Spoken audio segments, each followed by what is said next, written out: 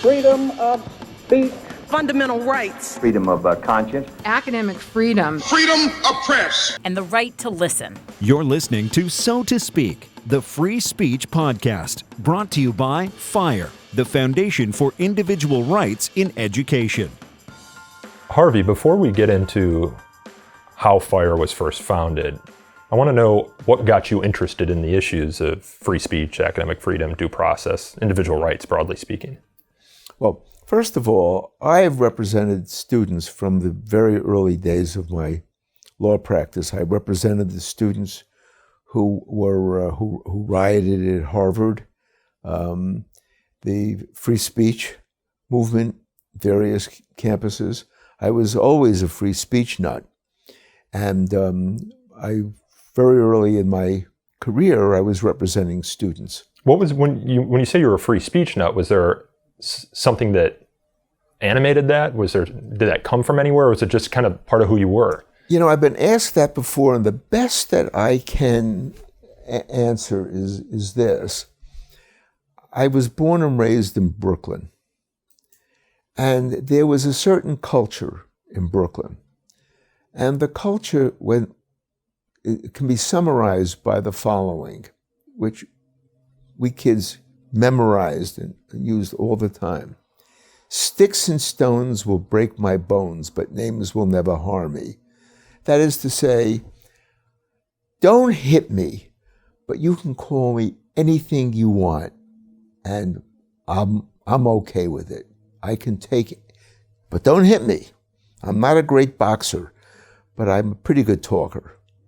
And you call me a name, I'll call you a name, and then afterwards we'll be friends. We'll sort out our problems. We won't go to some authority figure to figure them out. We do not need codes. We do not need authority figures. And we got along quite well. The neighborhood I lived in Brooklyn was my building. The apartment building I lived in was all Jewish. Right next door, it was all Italian. And we actually got along. We called each other names, of course, but we got along. And that's when I imbibed the notion that speech is useful, but it's not really dangerous. And letting people say what's on their minds is one of the ways of preventing them from being violent. They can say what's on their mind. What a wonderful method, what a wonderful device for preventing violence. So I had an appreciation and a respect for free speech. So you ended up going to Princeton, correct? I did. And that's where you met Alan Charles Kors, who co-founded FIRE with you. That's correct. When you were at Princeton, did you have any of these issues on campus with being able to speak out? I know that was before the free speech movement, and there was a lot of in loco parentis, I'm assuming, on campus. But did you have this instinct to kind of rebel against authority? Well, I was a fish out of water at Princeton. Here I was, a Brooklyn boy, and I ended up in Princeton. How did that happen? Believe it or not, it was the only place I could afford, because Princeton had a fellow named Caine, C-A-I-N-E.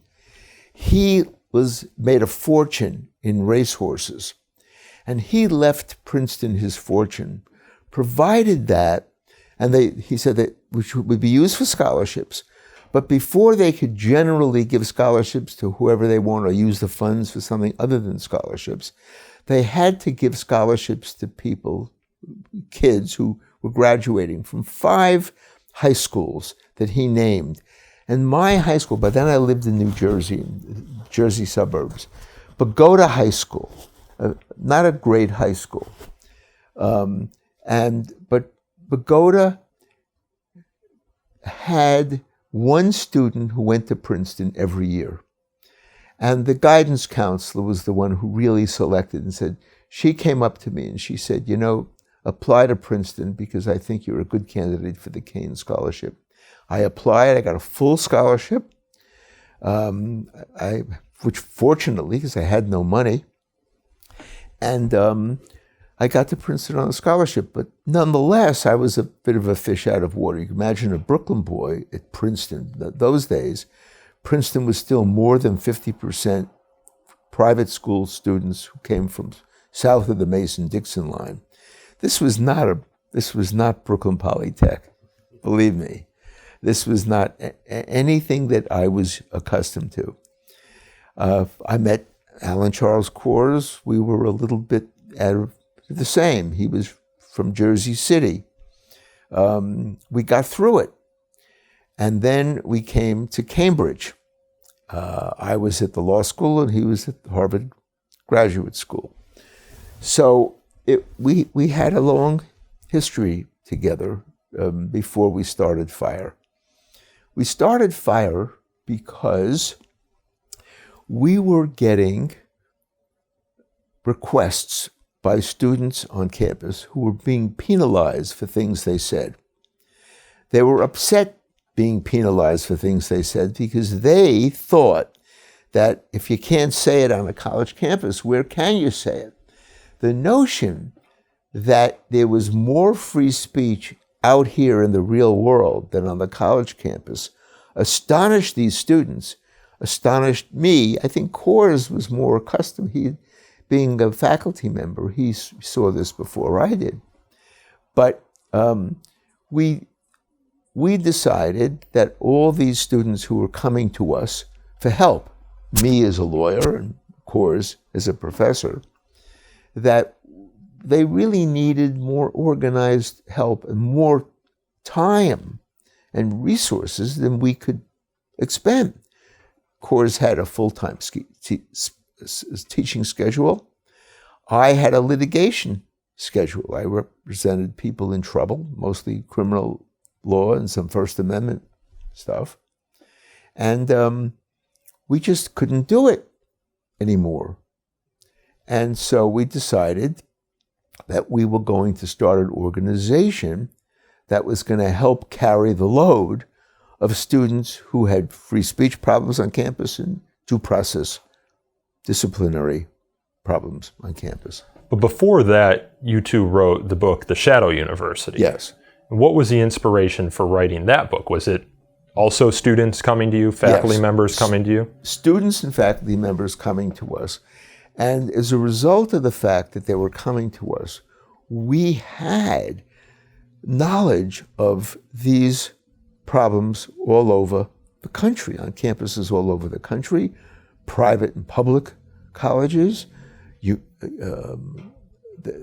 from the top to the bottom, from the most elite organization, the most elite colleges, to the ordinary state colleges, community colleges. It was happening everywhere, and we had the picture, the big picture of this. So we decided what we were going to do was we were going to write a book about it as a way of helping people and as a way of calling attention to the problem. So we got together, mostly here in this house. We wrote The Shadow University. The Shadow University got published, and what happened was it massively increased the number of people coming to us for help. We figured this book is a self-help book, but it didn't work out that way. It simply said, oh, here are two guys who understand this problem. They know how to defend against these silly prosecutions for free speech. And so it didn't help us.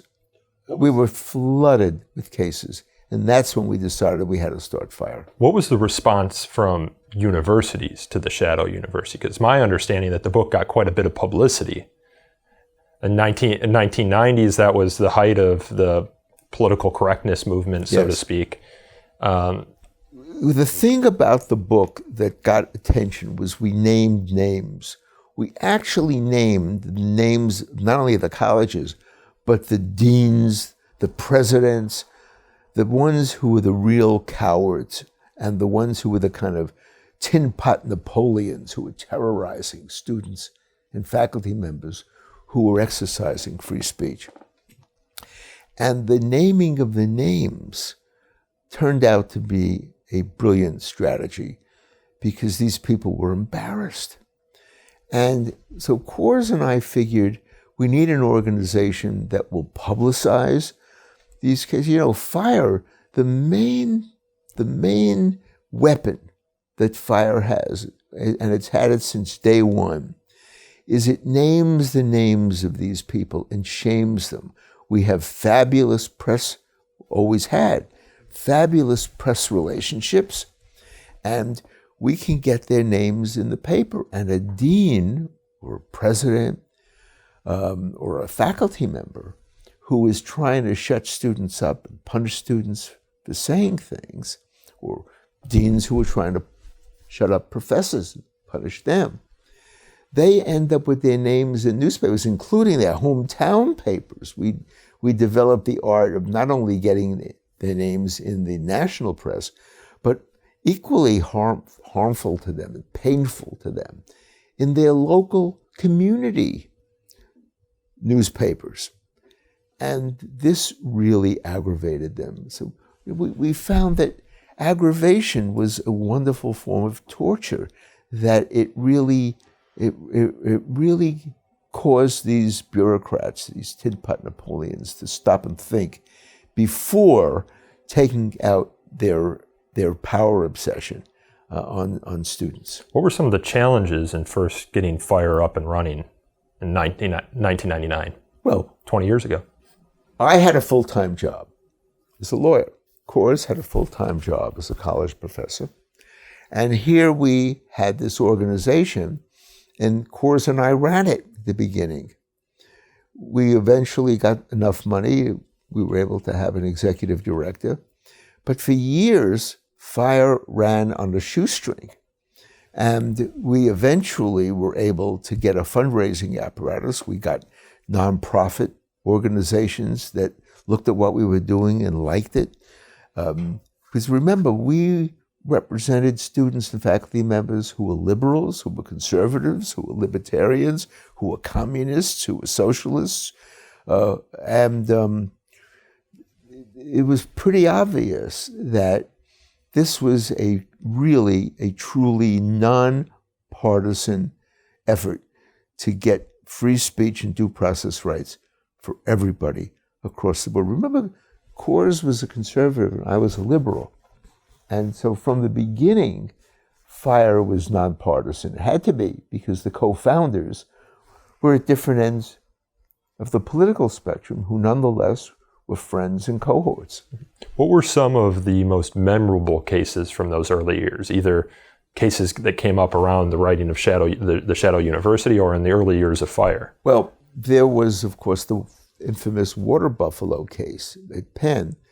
This is the paradigmatic case of not only the suppression of punishment free speech, but also punishment without due process. And also, it was the greatest example. It was a gift that fell from the heavens like manna into our laps, because the administrators were total morons, including the president of the university. They were total morons. They imagined that the student, Eden Jacobowitz, who was leaning out his dorm window trying to study, and there were the sorority girls down below who were whooping it up and making all this noise, and he couldn't study. And he said, "Shut up, you water buffalo." Immediately, the administration, in its politically correct mania, assumed that he was calling them water buffalo because water buffalo was a black animal from Africa. Well, first of all, just to show you how stupid these people are, water buffalo are not from Africa, they're from India. And Eden Jacobowitz, English was not his first language, Hebrew was, and he roughly translated water buffalo into English from the Yiddish word behema. Behema, and I know what behema means because my Yiddish-speaking grandmother used to call me a behema, is a very loud kind of it was slang for a kid who was loud and boisterous, unruly, and unruly. So it all grew out of ignorance and misunderstanding. But Eden was disciplined for calling these girls a racist term, and Eden went to Coors, And Coors decided he was going to defend Eden. And Coors called me because I was a lawyer with experience in the First Amendment and due process area. And I joined up with Alan to help advise Alan in representing Jacobowitz. Nobody in the world thought that we had a chance in hell of winning the case, but of course we did. Why? Because we had great press contacts. And the administration was so embarrassed that they finally had to admit the obvious, that this was not a racial epithet. People are still talking about that case. I was looking on Twitter over the weekend, and someone had referenced the case. I don't know if this particular part of the story is true, but they said that the administration had tried to schedule Jacobowitz's hearing during one of Coors' finals. And Coors decided he was going to cancel his final in order to be there to represent. And that just struck me as it struck me that it struck Coors as it being this important that we need to cancel a final. Well, it's absolutely true, but Coors was a brilliant strategist, mind you. This was also part of the strategy, that kids were going to have to go without their education, without their class, because the administration was so obdurate and stupid that they were going after another student for speaking freely. And under a misunderstanding even as to what he was saying. Mind you, our position is, even if he was using a racial epithet, it would be protected. But it didn't even get that far. They didn't understand Yiddish. So it's a great story. The early cases at Fire, what type of cases were they? Were they cases dealing with overbroad speech codes, harassment policies, for instance? I know 2001, it's only 2 years after Fire was founded, 3 years after Fire was founded. 9/11, I imagine there were some cases surrounding that. What were the early types of cases like, or did they run the gamut? They ran the gamut. What we discovered, although I think we knew it before we even started Fire, was that administrators can latch on to any excuse for shutting people up, either because they don't like to hear what the people are saying, or they don't want to have a campus turmoil. They want everybody should say nice things to each other, and because if students started to call each other names and students started to challenge each other's political ideologies and ways of life, that eventually, this is the imagination of the administrator, soon they'll start killing each other. The administrators jumped from speech that was hostile and loud to violence. They couldn't understand these were two very different things. And the real insight they didn't have was that by allowing students to shoot off their mouths, release their steam by calling each other names, you reduce the chances for violence because they got it out of their systems. They were able to call someone a name rather than punch them in the nose. Speech actually is conducive to anti-violence, something that the college administrators still don't understand. We talk about speech a lot at Fire, with good reason, of course, but Fire and its mission isn't tasked with just defending free speech rights. There's also religious liberty. If we look at our guides to student rights on campus, we are involved in orientation programs to the extent they venture off into thought reform, due process rights, of course. Why were those other rights incorporated into the founding mission of Fire? Because freedom can't be segmented into convenient capsules. Freedom covers a wide gamut of human relationships and interrelationships. And you really can't have one without the other. You can't have free speech without freedom of religion. For one thing, a lot of people's free speech right is exercised in the name of religion. And due process is essential because you can't have free speech rights if you allow kangaroo courts for people who exercise those rights. The beauty of the Bill of Rights is how much of the Bill of Rights is woven together in a magnificent grand tapestry that we call freedom, or we call liberty. And you can't break it up. You can't break it down into constituent parts.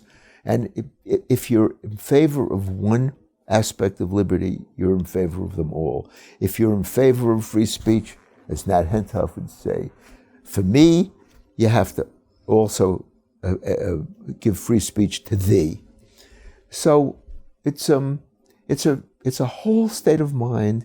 It's a whole political tapestry, and we were in favor of the full Monty, so to speak.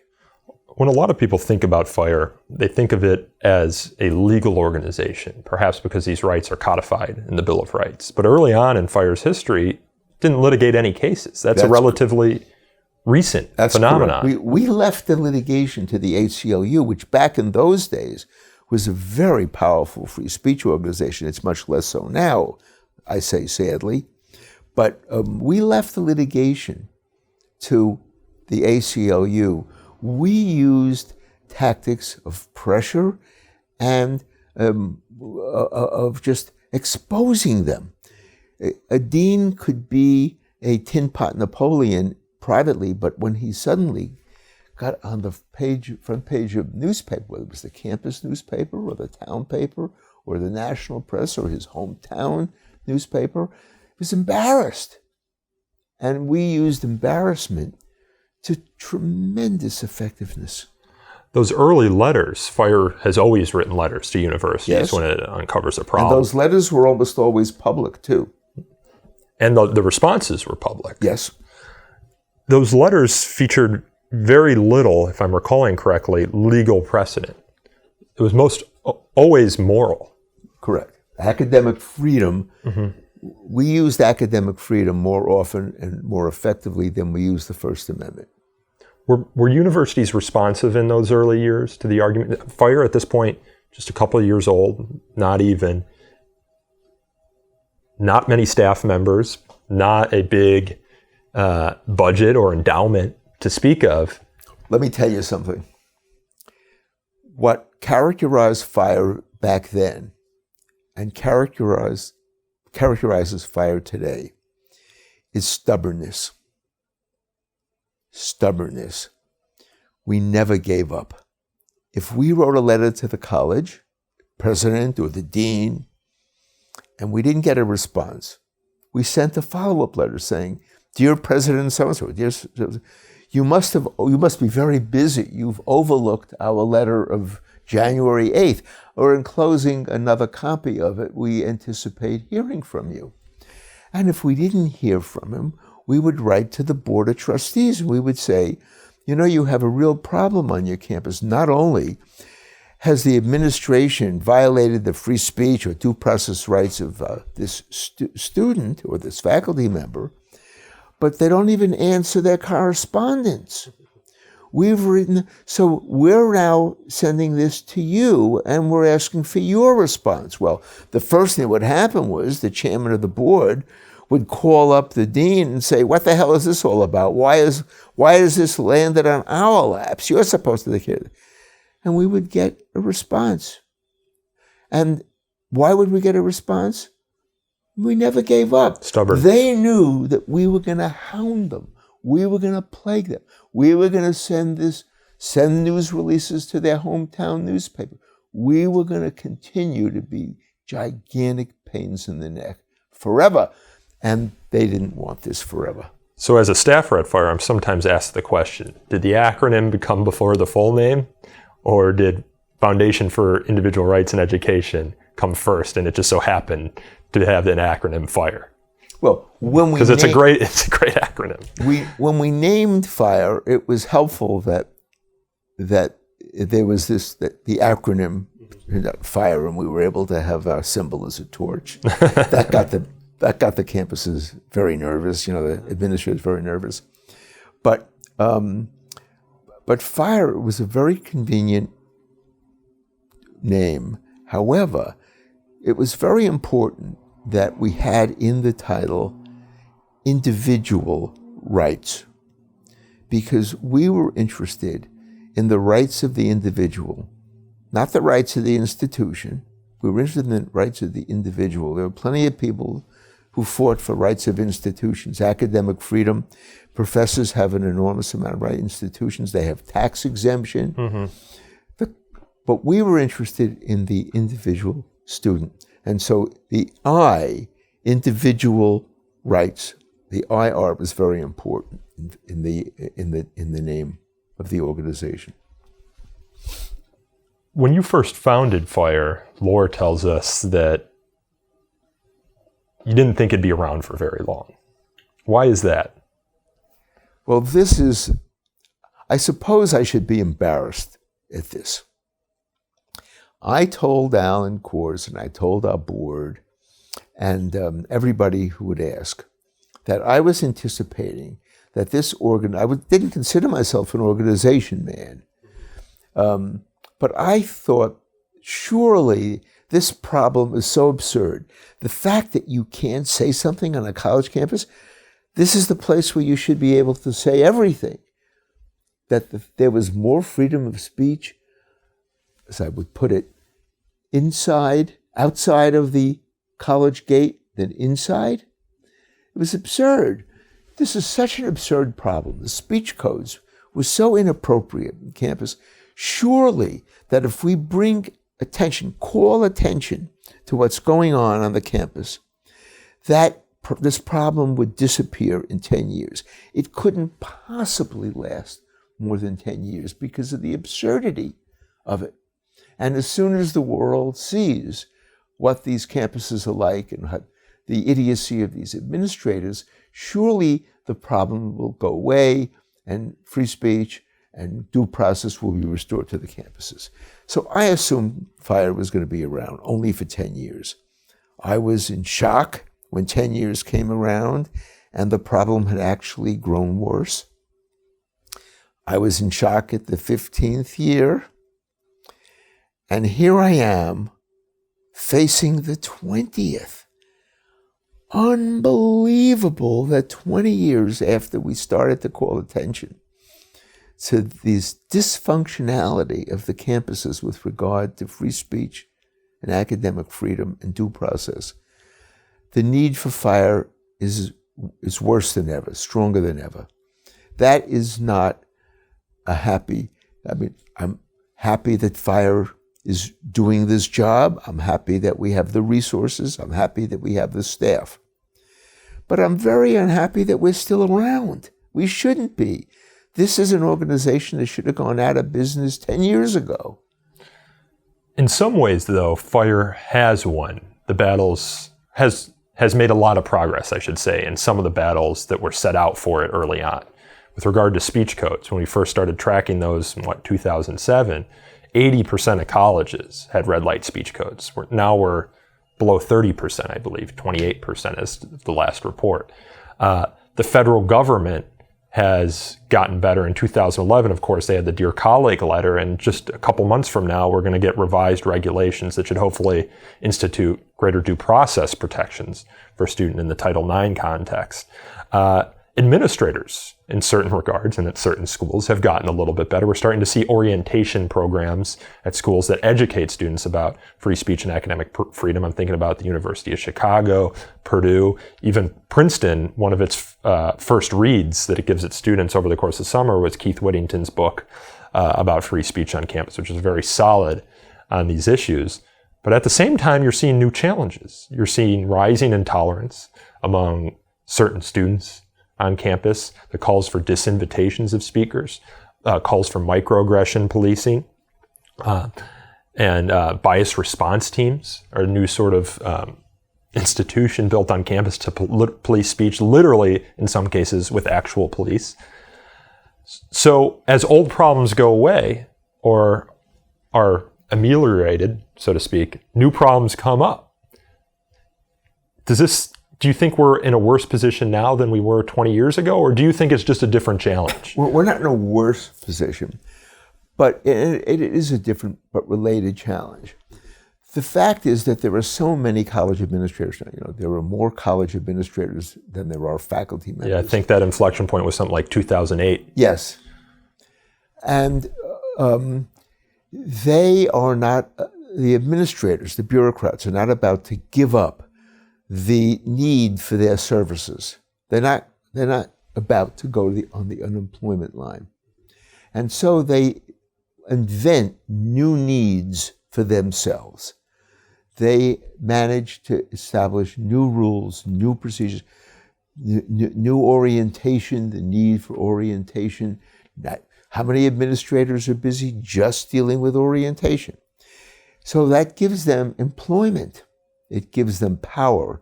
It gives them a sense that they're needed. So the problem changes.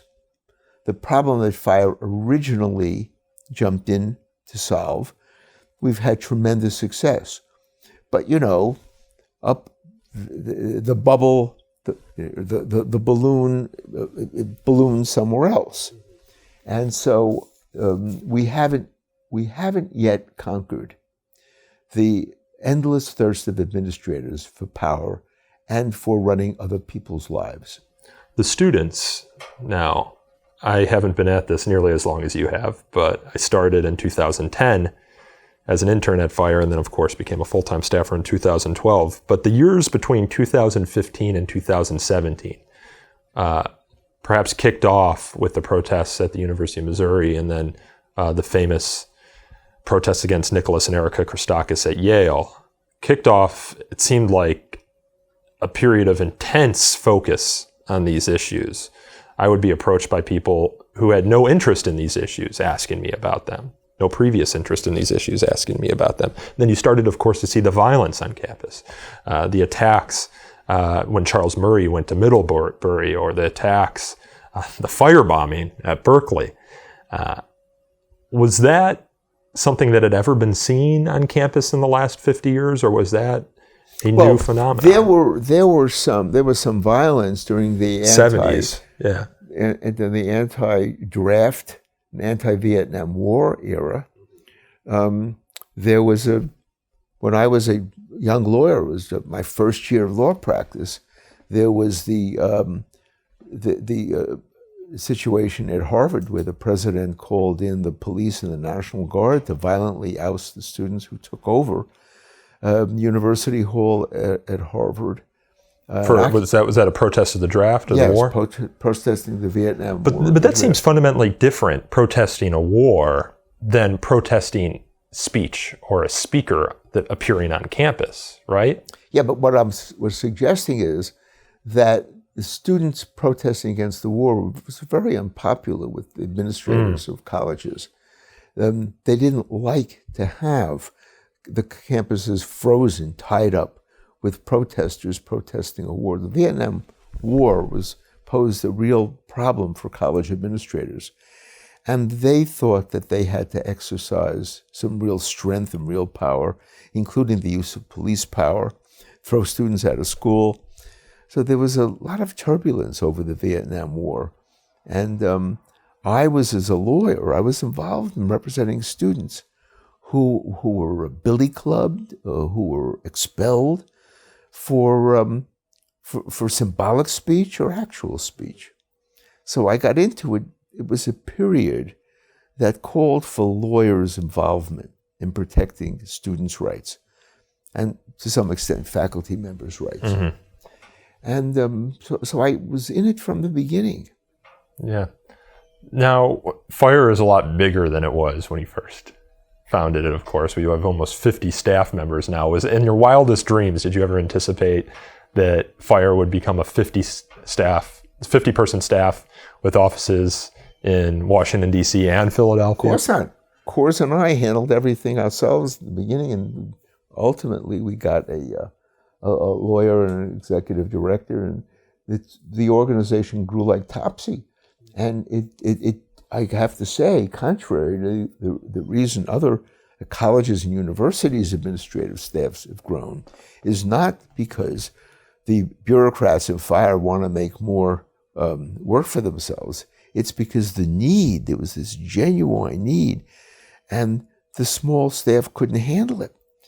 And the burgeoning violations of students' rights and faculty members' rights, both due process and free speech, were such that we constantly had to add staff.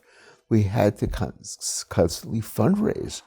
Fundraising became crucial because without the funds, the organization just couldn't handle the volume of violations and the core of the problem. Looking forward, what do you hope to see? And what do you expect to see? Two separate questions. I hope to see the same thing that I expect to see. We are going to win. And the reason we are going to win is the absurdity of the position taken by our opponents. The notion that on a college campus, people have the power and the right and the prerogative to say to somebody else, shut up, is so absurd that ultimately we will prevail. But I no longer make predictions as to when. I do hope that if I'm not around when that day comes, when victory comes, that FIRE has the good sense to go out of business. If the problem dissipates, then we should go out of business. You know, one thing that always occurs whenever I talk about this issue of FIRE going out of business, I remember when I was a kid, there was the March of Dimes. It was a charity that raised money to cure polio. And to help treat polio, they paid for iron lungs. They paid for research, medical research. Well, lo and behold, polio got conquered. A vaccine was invented that prevented polio. Polio, at least in this country and in most parts of the world now, polio is gone. So here you have this organization that was built up to raise money in order to cure polio, and Dr. Salk comes along and invents a vaccine that prevents it. And the organization is now faced with an existential threat. It's got nothing left to do, so it's going to have to go out of business. Oh no. There was a bureaucracy, there was a fundraising apparatus, and they decided that they were going to go into other diseases. And I always thought to myself, if they had any integrity, they would have done exactly, they did their job. They did a fabulous job of funding research to cure this plague of an illness that paralyzed countless numbers of little kids. Just pitiful seeing these kids in iron lungs. Your heart went out. But mission accomplished. Have the good sense and the grace to go out of business instead of retuning the bureaucracy. And my hope is that FIRE does not follow this foundation as a model. That when we accomplish our mission, we dissolve. Mission accomplished, and we all can go back to doing other things. You've accomplished a lot in your career. Where does the co-founding of FIRE stack up there? I think it is the thing for which I'm most proud because it affects the most people and it helps keep healthy institutions, higher education, that I feel are incredibly important for a well-functioning, democratic, and free society. Without independent universities, freedom is in real trouble. The country is in real trouble. Education is crucial, and part of education requires academic freedom. Without academic freedom, it's not education, it's indoctrination. So I consider that to be central, and I consider my contribution to an organization to protect that incredibly important asset to be the thing I'm most proud of. I've won a lot of cases, criminal cases, in my career. When you win a criminal case, you get one person out of a real jam, but that's about it. Oh yeah, their children appreciate it, and their relatives and their mothers and fathers appreciate it. But it's a pretty small group. Sometimes you get a case in the appellate court or the Supreme Court where you can make a bigger difference in the law, but it's on some small little area. But fire was an accomplishment which I'm most proud. It's the subject of my first book, co-authored with Alan Charles Kors, and my subsequent books have been about criminal law. But it's the thing I'm most proud of, I would say. So this organization really does my heart a lot of good. On the one hand, I'm sorry to see it still in existence. On the other hand, I'm most proud of it. This is imagine I live with these imposed views bouncing around in my brain. Well, I think we're going to have to leave our listeners with that too. Harvey, thank you so much for chatting with me today. Thanks for having me.